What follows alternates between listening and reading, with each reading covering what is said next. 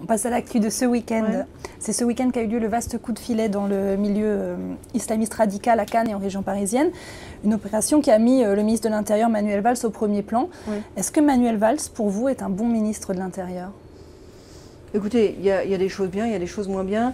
Il y a une chose qui est sûre, c'est que sur les questions de lutte antiterrorisme, moi, je ne ferai pas à la gauche ce qu'elle nous a fait au moment de l'affaire Mera. Au moment de l'affaire Mera, on aurait eu besoin d'unité nationale et au bout de 2 jours, la gauche a commencé à dire qu'on était en campagne présidentielle, mais pourquoi est-ce que le ministre de l'Intérieur, Claude Guéant, est sur place?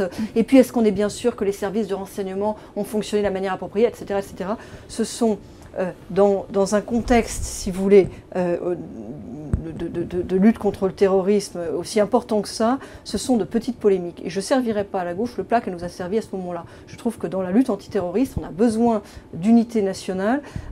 On nous dit qu'il y aurait en France jusqu'à 200 personnes qui seraient dans des cellules dormantes, prêtes à passer à l'action. La démocratie ne peut pas, la République ne peut pas vivre avec à l'intérieur d'elle-même des cellules qui sont organisées pour la détruire.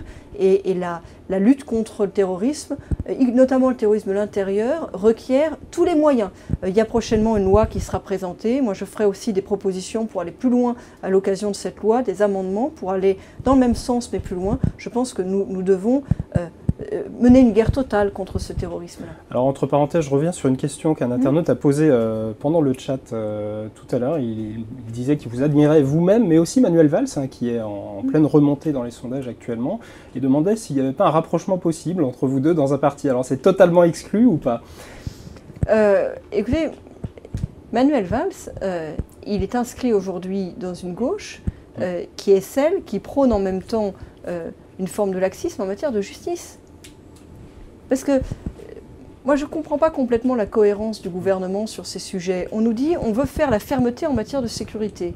Et en même temps, on nous dit on va remettre en cause le programme de construction de nouvelles places de prison alors qu'il y a surpopulation dans les prisons. On va mettre en place un système qui est pas loin du numerus clausus, qui veut dire que quand il faudra faire entrer un prisonnier, il faut en faire sortir un. Bon, quand il y a une décision de justice, elle doit être appliquée. On nous dit, François Hollande disait pendant la campagne, je vais doubler les centres éducatifs fermés. La ministre de la Justice nous dit finalement, je ne suis pas pour les centres éducatifs fermés. On nous dit qu'on veut revenir en arrière sur les peines planchées. Ça, c'est la politique du gouvernement. Mais si je reprends la question de cet internaute dont j'ai oublié le nom, vous êtes un peu trop à gauche pour être à l'UMP, disait-il, et Valls est un peu trop à droite pour être au PS. Est-ce que ça fonctionne comme raisonnement? Je ne rentre pas dans ces jugements. Chacun probablement a sa complexité. Mais moi, je trouve qu'il faut regarder les faits. Ce que je dis, c'est que Manuel Valls appartient à un gouvernement dont je ne comprends pas la logique en matière de chaîne sécurité-justice. Parce que vous savez, les policiers, les gendarmes, c'est des hommes aussi. Ils ont besoin de voir les résultats de leur action. Vous leur dites on veut de la fermeté, on veut de l'action policière, et puis derrière, vous avez l'air de dire du côté de la justice, on va plutôt lever le pied.